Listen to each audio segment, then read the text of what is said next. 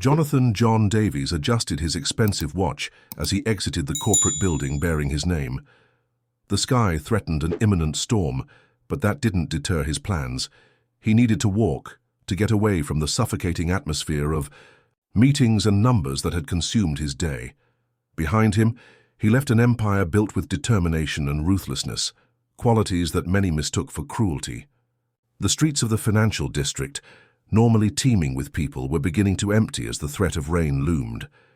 John enjoyed these moments, when he could walk without being constantly recognized. His face frequently appeared in business, magazines and newspapers, always accompanied by headlines about his latest acquisitions or the unstoppable growth of his fortune. Lost in thought, he barely noticed when he strayed from the main avenues and wandered into less affluent streets. The contrast was stark. Within a few blocks, the imposing skyscrapers gave way to dilapidated buildings and modest businesses. John never frequented these areas, but something inside him compelled him to keep walking. The first raindrops began to fall, heralding the start of what would be a downpour. John stopped under the worn awning of a closed store, internally cursing himself for not bringing an umbrella. It was then that he heard the desperate cry that pierced through the noise of the storm. "Mister, please, my little sister isn't moving." John instinctively turned towards the voice. A few feet away, a girl with dark hair and worn clothes looked at him with pleading eyes. Her face was stained with a mixture of tears and rain. She couldn't have been more than 8 years old, but her gaze reflected an adult anguish. "Please, help me," she cried again, running towards him in desperation. Something in her voice, in the genuine despair she conveyed, touched John in a way he hadn't experienced in years. Without thinking twice, he approached the girl. "What's wrong?" he asked, bending down to her level. "It's Lily, my little sister. She's not responding, she's not moving," the little girl replied between sobs, pulling at his hand to guide him. The girl led him to a nearby alley, where a small shelter improvised with cardboard and plastic was collapsing under the force of the rain.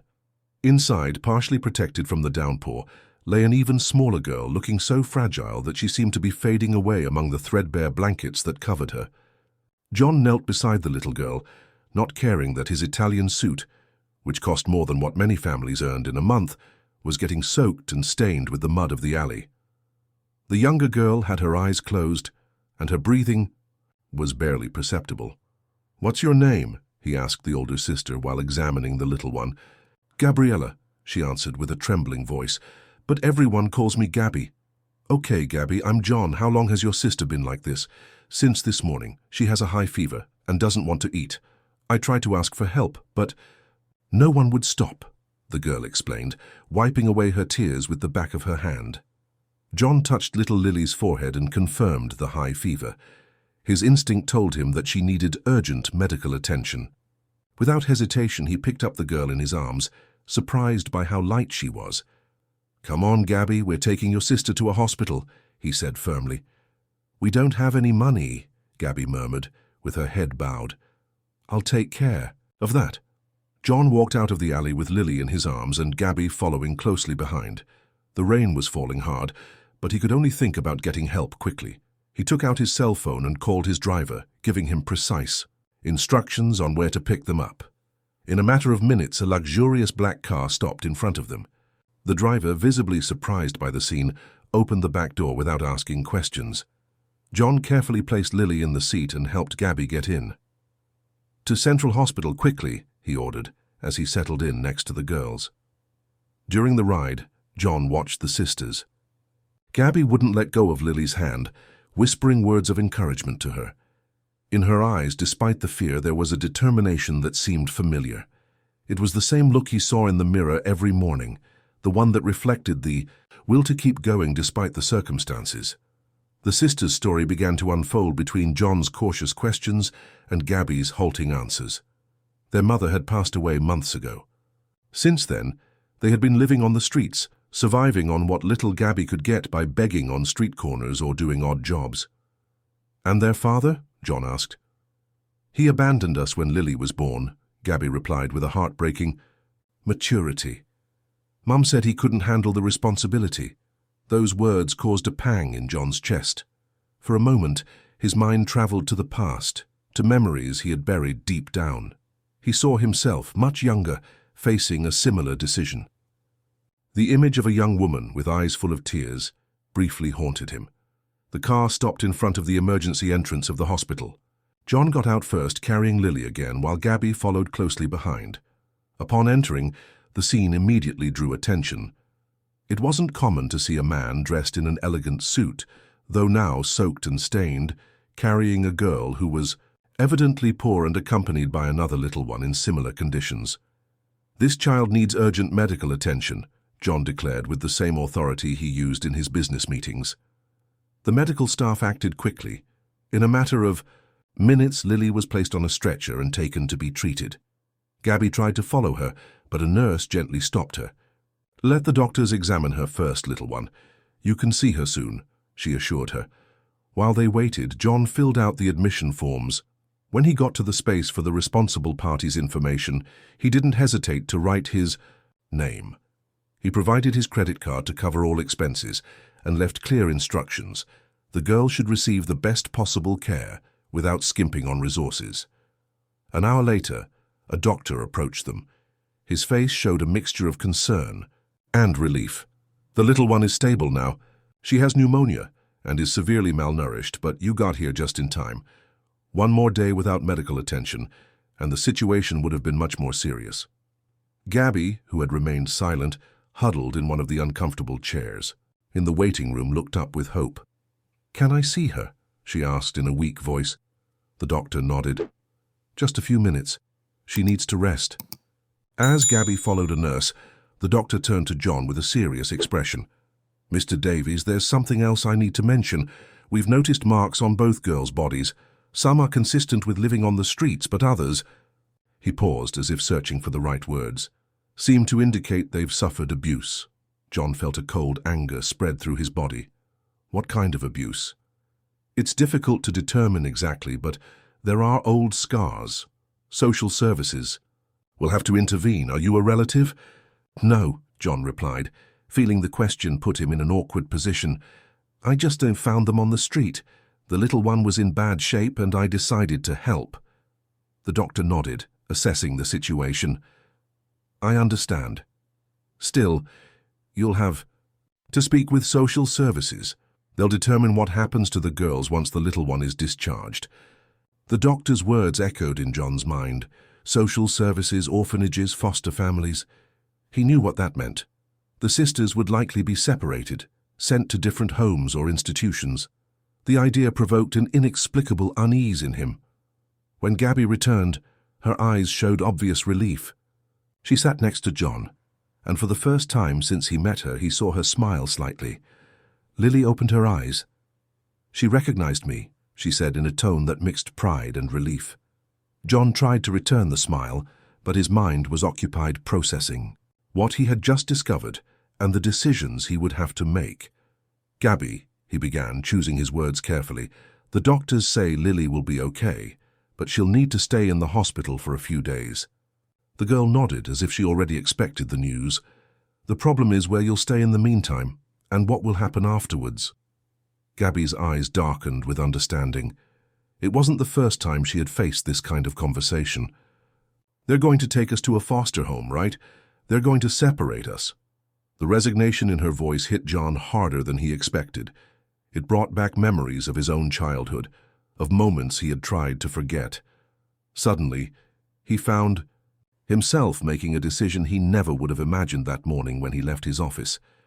"Not if I can help it," he declared firmly. John made a call, speaking in a low voice and giving precise instructions. When he hung up, he turned to Gabby with a softer expression than usual. "Tonight you'll stay at my house. Tomorrow we'll see how to fix this situation. But I promise you one thing. I'll do everything I can to make sure you and Lily stay together." The surprise on Gabby's face was evident. "Why are you helping us? No one ever helps us." The question, direct and innocent, left John speechless for a moment. Why was he helping them?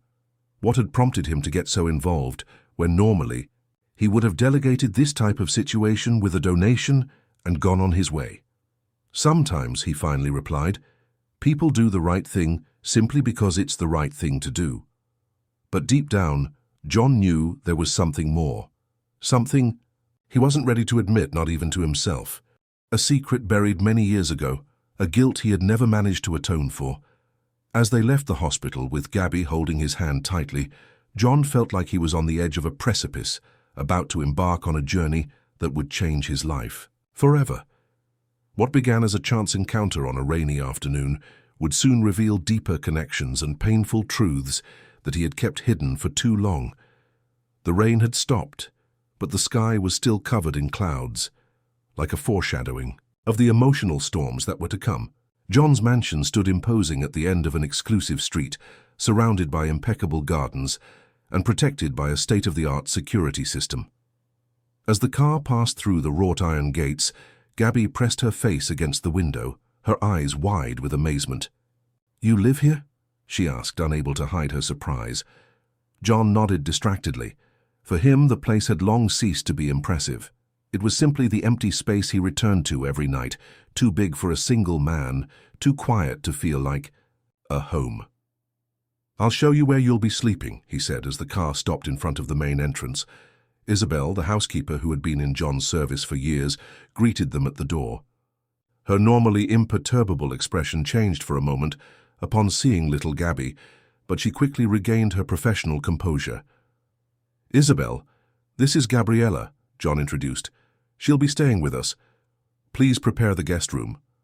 On the second floor for her, the one next to the library." "Of course, sir," Isabel replied, giving Gabby a warm look. "Welcome, Miss Gabriella." "Just Gabby," the girl murmured, clearly intimidated by the surroundings and the formal treatment. "All right, Gabby," Isabel smiled. "Are you hungry? I can prepare something for you while I get your room ready." Gabby's eyes lit up at the mention of food, but she looked at John as if seeking his approval. "Eat as much as you want," he encouraged her. "Isabel makes the best grilled cheese sandwiches in the world." As Isabel led Gabby towards the kitchen, John went to his study. He needed to make some calls, pull some strings. If he wanted to help the sisters, he would have to act quickly before the bureaucratic system swallowed them up. He poured himself a scotch and contemplated the portrait that dominated the wall behind his desk, an elegant woman with dark hair and a penetrating gaze. Eleanor, his mother, who had built the empire he now ran. "What would you think of all this?" "Mom?" he murmured, raising his glass in a silent toast.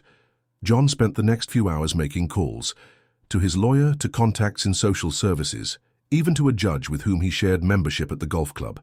When he finally finished, the sky outside his window had darkened completely. Upon leaving his study, he found Isabel waiting for him in the hallway. "The girl is asleep, sir," she reported. "She ate like there's no tomorrow, the poor thing. I drew her a bath and gave her one of the pajamas we kept from when your niece stayed over." John nodded, grateful for Isabel's efficiency and discretion. "Did she say anything?" he asked, trying to sound casual. Isabel hesitated for a moment. "Not much, sir. She's a very reserved child. But she mentioned that you saved her and her sister. She says you're an angel."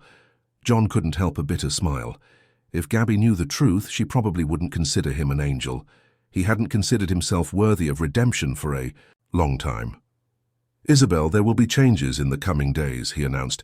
"The girls, they might be staying with us for a while. Maybe permanently." The surprise on Isabel's face was evident, but she nodded respectfully. "As you wish, sir. I'll make sure everything is prepared. Thank you, Isabel. You can retire for today." Once alone, John quietly climbed the stairs to the room where Gabby was sleeping. He opened the door carefully and watched her from the threshold. The girl was sleeping soundly, her small body almost lost in the vastness of the bed. In her sleep, her face had lost that premature hardness that life on the streets had imposed on her. She was once again simply a child. John closed the door and went to his own room, knowing that sleep would be elusive that night. His mind was too agitated, too full of memories he thought he had buried. As expected, he spent hours tossing and turning in bed. When he finally managed to fall asleep, his dreams took him to the past, to a time he had tried to forget. He saw himself, young and ambitious, fresh out of college and ready to join the family business. He saw Lucia, beautiful and passionate, with her ideals and her luminous smile. the daughter of the gardener at the mansion, whom he had fallen in love with against all odds. He remembered the secret nights, the whispered promises, the plans for a future together that defied his family's expectations. And then the announcement that changed everything. Lucia, with tears in her eyes, revealing that she was pregnant. The paralyzing fear he felt, not for fatherhood but for the disappointment he would cause Elena, his mother, who had other plans for him and for the future of the company. In his dream, he relived the cowardice of his choice. How he had given Lucia money to take care of the problem. How he had broken her heart and his promises in a single conversation. How she had disappeared the next day, without accepting his money, taking with her her intact pride and her unborn child. John woke up startled, his face wet with tears he didn't remember shedding. Outside, dawn was beginning to tint the sky with pinkish hues. He got up and went to the bathroom, avoiding looking at his reflection in the mirror. When he went down to the kitchen, he found Gabby already awake, sitting at the table while Isabel served her a hearty breakfast. "Good morning," he greeted, surprised to see her up so early. "Good morning, Mr. Davies," Gabby replied formally. "Thank you for letting me stay in your house. It's very pretty." "You don't have to thank me," he said, sitting across from her. "And you can just call me John." Isabel poured him a coffee and discreetly retreated, leaving them alone. "Today we're going to the hospital to see Lily," John announced. "The doctors say she's responding well to treatment." Gabby's face lit up. "Really? Can I see her?" "Of course, but first there's something I need to ask you, Gabby." The girl looked at him expectantly, with a cookie halfway to her mouth. "I need to know more about your mother. Her name, where she worked, anything you remember." The question seemed to confuse Gabby. "Why do you want to know about Mom?" "It's important for the paperwork I'm doing," John explained, avoiding revealing his true suspicions. "To help you and Lily." Gabby put the cookie back on the plate and seemed to consider the question. Her name was Lucia Mendoza. She worked cleaning houses and sometimes at a diner. She was very pretty and sang all the time. She said that one day we would have a big house with a garden. Each word was like a blow to John's chest. Lucia Mendoza. There was no doubt now. The coincidence would be too great. "Do you have any pictures of her?"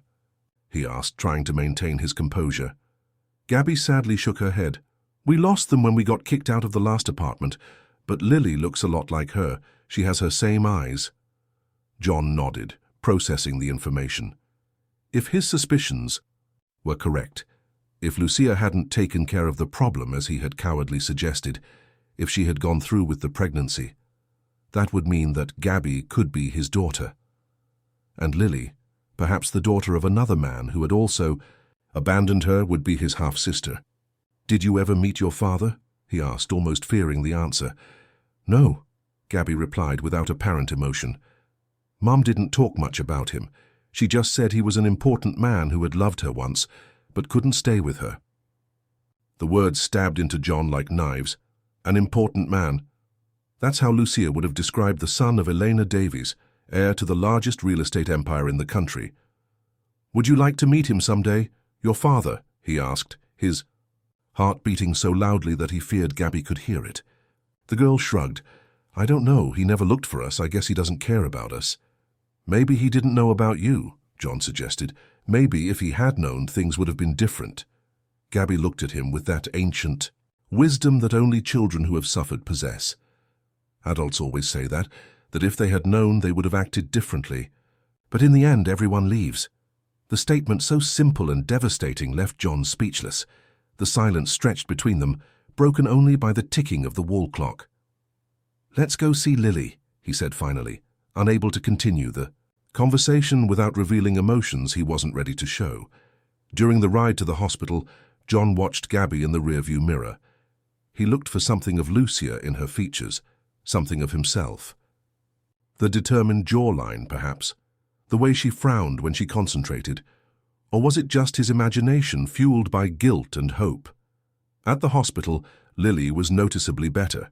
Her cheeks had regained some color, and she smiled weakly when she saw her sister. Gabby ran to her side, taking her hand, and excitedly telling her about the big house where she had stayed. John stayed at a distance, watching the sisters interact. Lily was evidently smaller, more fragile. Her hair was lighter than Gabby's, and her features were softer. Did she resemble Lucia, as Gabby had said, or another man, someone who had repeated his same pattern of abandonment? The doctor who was treating Lily approached him with a folder in his hand. "Mr. Davies, the girl is progressing favorably. If she continues like this, we could discharge her in a few days." "Excellent," John replied. "Doctor, there's something I'd like to ask. Would it be possible to perform a DNA test on the girls and myself?" The doctor looked at him curiously. "Of course, provided there's consent. May I ask the reason?" John glanced towards the sisters. Gabby was showing Lily something on her phone, and Lily was laughing weakly. "I think I might be their father," he confessed softly. "At least the older ones. I need to know for sure." The doctor nodded understandingly. "We can arrange that today. The results should take a few days." "Perfect.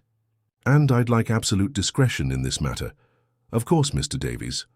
As they drove back to the mansion that afternoon, Gabby seemed more relaxed. Seeing her sister improving had relieved much of her worry. "Is Lily coming to your house when she leaves the hospital?" she asked hopefully. "I hope so," John replied. "I'm doing everything I can to make that happen. And after that, when Lily's better, are they going to take us to a foster home?" The question, posed with apparent calm, concealed a deep fear that John could perceive. "No, Gabby. If everything goes as I hope, you won't go to any foster home." "Then where will we live?" John took a breath, preparing himself for a conversation that could change everything. "Gabby, there's something important I need to tell you. Something about your mother, about me, and possibly about you." The girl looked at him in confusion. "Did you know my mom?"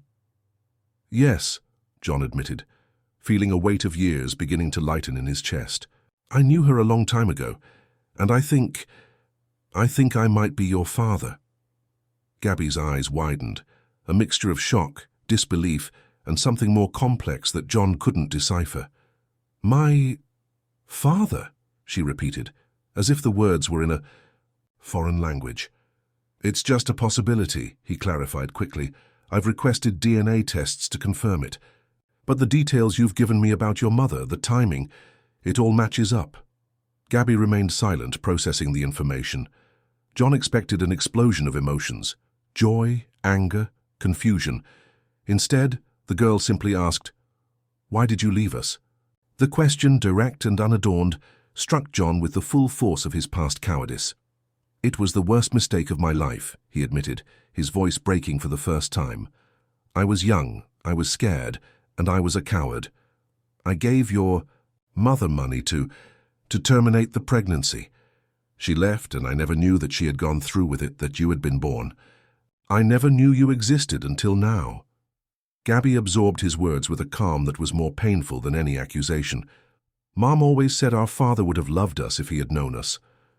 The words, laden with an innocence that contrasted with the harshness of her life, disarmed John completely. "Your mother was right," he replied, with tears he could no longer contain. "I would have loved you. I love you now, you and Lily. And if you give me the opportunity, I'll spend the rest of my life making up for all these lost years." The car stopped in front of the mansion. Gabby looked through the window, contemplating the imposing structure that could become her home. "Can we get a dog?" she asked finally, with a childish logic that seemed incongruous with the gravity of the conversation. John couldn't help laughing through his tears. "We can get all the dogs you want." That night, while Gabby slept, John received a call that would change the course of events. It was his lawyer, with news about the preliminary results of the investigation into Lucia Mendoza. "Mr. Davies, we've found some relevant information. Lucia Mendoza left a legal document before she passed away, a letter intended for you in case something happened to her." "A letter?" John felt the ground shift beneath his feet. "Where is it?" "At the notary's office in the South District. We can pick it up first thing in the morning." John barely slept that night. What had Lucia written? Recriminations for his abandonment, explanations about her decision to raise Gabby alone. And what did the letter say about Lily? The next morning, when his lawyer handed him the sealed envelope, John held it for long minutes before gathering the courage to open it. Lucia's words, written in her elegant handwriting, seemed to bring her voice back from beyond. "Dear John, if you're reading this, it means that I'm no longer in this world, and that somehow fate has brought my daughters together with you. I'm not writing to you with reproaches or anger. Those feelings were left behind a long time ago. I'm writing to tell you the truth about Gabriella. She is your daughter, John. The daughter you wanted to not exist, but who I decided to bring into the world despite everything. I never spoke badly of you to her. I told her that her father was an important man who had loved me once, but that circumstances had separated us. It's the truth in its own way. Lily is different. Her story is darker. After I left you, I went through hard times. I met a man who offered me stability, but turned out to be cruel and violent. Lily is the result of that relationship. When I found out I was pregnant, I found the strength to run away from him. I never told him I had a daughter. He's a dangerous man, John. If he ever discovers Lily's existence, he'll do anything to control her, to control me through her. I ask you that.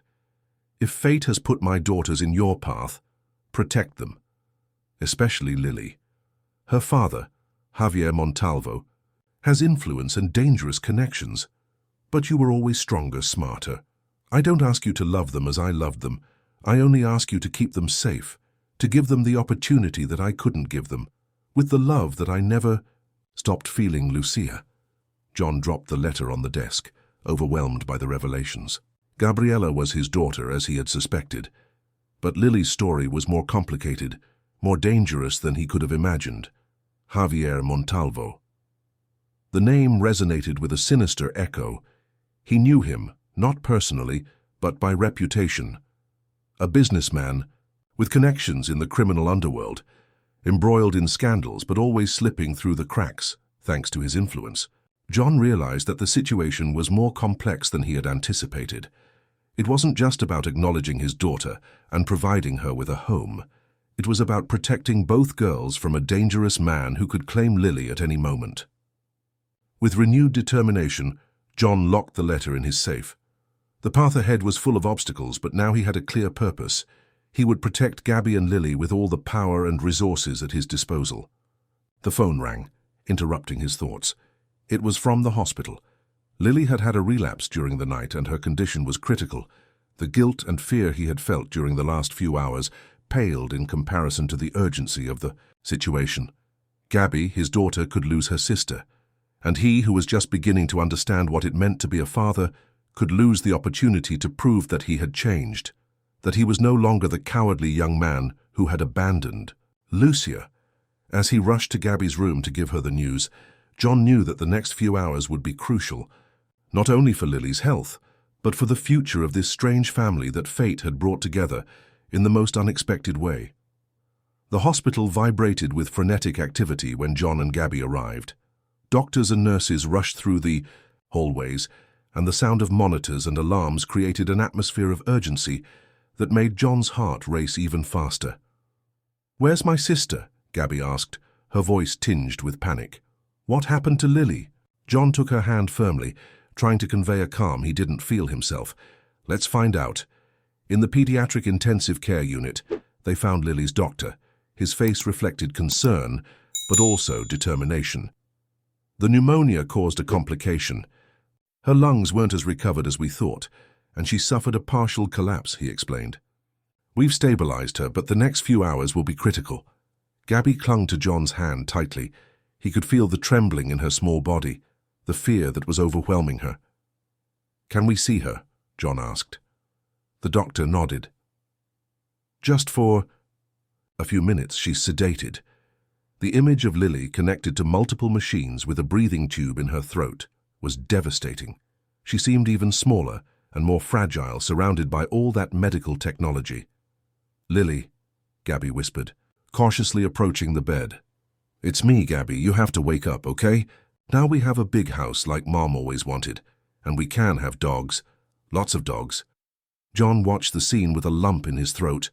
These were his children, one who carried his blood and another who had come into his life by fate, both equally Important, equally loved. "Fight, little one," he murmured, gently stroking Lily's hair. "We're here with you." The following hours passed in agonizing waiting. John tapped into all his contacts, getting pediatric pulmonology specialists to visit Lily. Meanwhile, Gabby refused to leave her sister's side, keeping a constant vigil by her bed.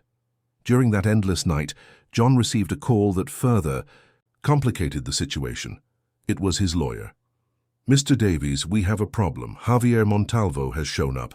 Someone from the hospital must have informed him about Lily. He's claiming to be her father and demanding custody." John felt the ground open beneath his feet. "Is he at the hospital?" "Not yet. He's filed a formal petition through his lawyers. Lucia's letter has legal value, but it won't be enough if he requests DNA tests." "Do whatever it takes to buy time," John ordered. "He can't get near the girls." When he hung up, he met Gabby's questioning gaze. Despite her exhaustion, the girl had heard enough to understand that something serious was happening. "Who is Javier Montalvo?" she asked directly. John considered. Lying, protecting her from the truth. But he remembered how his own lies and silences had caused so much pain in the past. Gabby deserved the truth, however harsh it was. "He's Lily's biological father," he replied, sitting next to her. "He's not a good man, Gabby. Your mother ran away from him when she was pregnant because he treated her badly. Now he's found out that Lily exists and he wants to take her away." Gabby's face showed first shock, then a fierce determination. "He can't take her. Lily is my sister. We've always been together." "And you'll stay together," John promised. "I won't let them separate you." Just as he finished these words, one of the monitors connected to Lily began to sound insistently. In seconds, the room was filled with medical personnel. "She's having a respiratory crisis," a nurse quickly explained, as they ushered them into the hallway. "The doctor will come to talk to you as soon as they stabilize her." The minutes that followed were the longest in John's life. He hugged Gabby, who was crying silently against his chest. For the first time in many years, he found himself praying, asking for an opportunity to make amends for all his mistakes, to be the father these girls deserved. Finally, the doctor came out. His expression was grave but hopeful. "We managed to stabilize her," he announced. "Her body is fighting with all its strength. She's a very brave girl." "Is she going to be okay?" Gabby asked, her voice choked with tears. "The danger hasn't passed, but there are reasons to be optimistic. The next few hours will be decisive." When they returned to Lily's side, John noticed a subtle change. Although she was still connected to the machines, her face seemed more relaxed. He took a seat by the bed, holding the little girl's hand while Gabby, exhausted by the emotions, fell asleep in the nearby armchair. "I don't know if you can hear me, Lily," John whispered, "but I want you to know that you're not alone. Gabby and I are here and we're not going anywhere. Fight, little one, fight to live, to be with your sister. I promise I'll do everything I can to keep you together, to give you the life that Lucia dreamed of for you." As he spoke, he felt a slight squeeze on his hand, so subtle that he could almost have imagined it. But then it happened again. Lily's fingers moved slightly within his. "Lily," he called softly, "can you hear me?" The girl's eyelids fluttered, and after a visible effort, opened. Her eyes, exactly as Gabby had described them, identical to Lucia's, looked at him with a mixture of confusion and curiosity. "Doctor," John called, without letting go of Lily's hand. "She's awake." What followed was a whirlwind of activity. Doctors examining Lily, adjusting equipment, expressing cautious optimism. Gabby waking up and running to her sister's side, tears of joy streaming down her cheeks. "You're better, Lily," she said, stroking her sister's face. "I told you we'd be together." At dawn, the doctors confirmed what seemed like a miracle. Lily was responding extraordinarily well. The crisis had passed, and although she would need time to recover completely, the immediate danger had disappeared. John stepped out into the hallway to make a call to his lawyer when he saw him. A tall, elegantly dressed man was walking purposefully towards the intensive care unit. Despite never having seen him in person, John knew immediately who it was: Javier Montalvo. He stepped into his path, confronting him directly. "Can I help you?" Montalvo looked at him disdainfully. "It's none of your business. I'm here to see my daughter." "Your daughter? I didn't know you had one." "Don't play games with me, Davies. I know who you are, and I know you have my daughter. Lily is my blood, and I'm here to claim her." The cold, calculating look in his eyes confirmed everything Lucia had written about him. This man wasn't looking for Lily out of love or paternal concern. He was looking for her as an object of his property. "Lily is recovering from a serious crisis," John said, maintaining his calm. "She can't receive visitors except for immediate family. I am her father. A father who has never been present. A father who didn't even know of her existence until recently. A father from whom her mother fled in fear." Montalvo took a threatening step towards him. "Be careful what you insinuate, Davies. I have influences you can't imagine." "And I have evidence you can't imagine," John replied firmly. "Evidence of how you treated Lucia Mendoza. Evidence that you wouldn't want made public, considering your political aspirations." It was a bluff, but it worked. Montalvo stepped back slightly, disconcerted. "This isn't over," he threatened. "That girl is mine, and I'll get her back." "That girl is a human being, not property," John replied, "and I'll do everything legally possible to protect her from you." As Montalvo walked away, John leaned against the wall, exhausted. He knew he had just made a powerful enemy, but he had no other choice.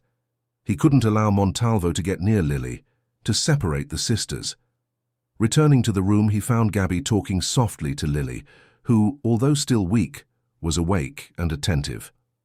"Look, Lily, this is John," Gabby introduced. "He's the man who helped us. He's very nice and he has a huge house. And he says we can have dogs." Lily looked at John curiously. Her eyes, so much like Lucia's, seemed to be assessing him. "Hi, Lily," he greeted, approaching gently. "I'm so glad you're feeling better." Lily tried to speak, but the breathing tube prevented her from doing so. Instead, she slightly raised her hand in a small greeting. "Lily," John continued, "there's something important I need to tell you and Gabby. Something about your mother and about me." In simple words adapted so that both girls could understand, John explained his relationship with Lucia, how Gabby was his biological daughter, and how Lily, although she didn't share his blood, was now part of his family. He told them about Lucia's letter, about their mother's wish that they remain together and safe. "I want you to know that I'll fight with all my strength so that no one separates you," he concluded. "If you want, I'd like to be your father, a real father, present and loving as you deserve." Gabby, who already knew part of the story, looked at her sister, waiting for her reaction. Lily, despite her weakness, managed to give a small smile and nodded slightly. "Does that mean we can stay with you?" Gabby asked with cautious hope. "That's exactly what it means," John confirmed, "if you give me that opportunity." The following days were a whirlwind of activity. As Lily recovered, John mobilized his legal team to secure custody of both girls. Lucia's letter, along with the DNA tests that confirmed that Gabby was his biological daughter, were fundamental in the process. Javier Montalvo, as he had promised, launched a legal battle for Lily's custody, but John was prepared. His team investigated Montalvo's past, uncovering evidence of abuse not only towards Lucia, but towards other women. Testimonials from neighbors who had heard violent arguments, medical records of suspicious injuries, evidence that Lucia, in her vulnerability and fear, had never been able to use. When this evidence was presented before the judge, Montalvo's position weakened considerably.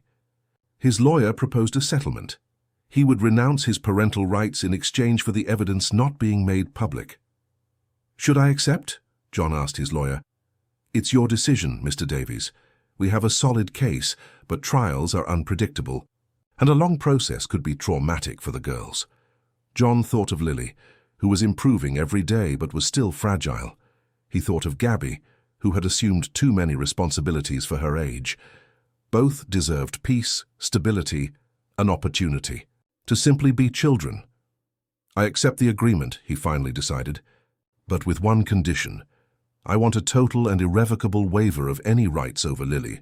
I don't want him to be able to regret it later." The agreement was signed, and Montalvo disappeared from their lives as abruptly as he had appeared. John knew that a man like him wouldn't give up easily, that he would probably seek revenge in some way, but he was prepared to protect his new family at any cost. 2 weeks later, Lily was discharged from the hospital.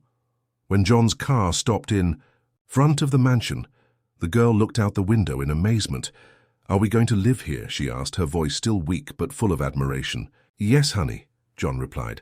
"This is your home now." At the entrance, Isabel was waiting with a warm smile. She had personally supervised the preparation of a room for Lily, decorated with soft colors and filled with stuffed animals and books. "Welcome home, little one," she greeted, bending down to be at Lily's height. But the biggest surprise awaited them in the garden. A small Labrador puppy ran towards them, wagging its tail enthusiastically. "Her dog?" Gabby exclaimed, kneeling to pet it. "Is it ours?" "Of course," John confirmed. "I remember promising you all the dogs you wanted." The girl's laughter, playing with the puppy in the garden, was like music to John.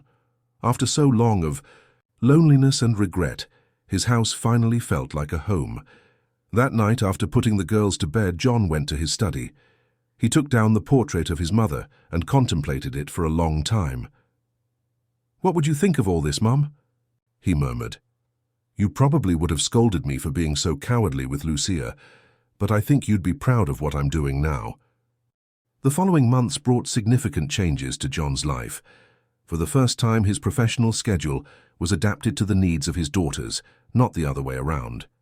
Meetings rescheduled to attend school functions, conference, calls from home to be present when Lily needed her medication, important documents reviewed while supervising Gabby's homework.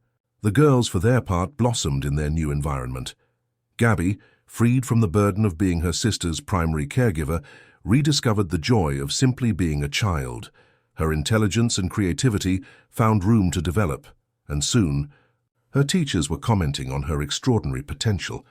Lily, always more reserved, took a little longer to adapt. The aftermath of her illness required regular visits to the doctor and occasional periods of rest. But her spirit, as she had shown during her crisis, was resilient. Little by little, she gained strength, confidence, and joy. One afternoon, as John was helping Lily with her breathing exercises, the girl asked a question that took him by surprise. "Can I call you Dad?" she asked, with a shyness that contrasted with the seriousness of the question. John felt his heart swell in his chest. "I'd love that, Lily. Nothing would make me happier." "Gabby already calls you Dad sometimes," Lily commented, "when she thinks I'm not listening." John smiled. Gabby, always protective of her emotions, always cautious with her affections. But the love was there, growing day by day, building bridges over the wounds of the past.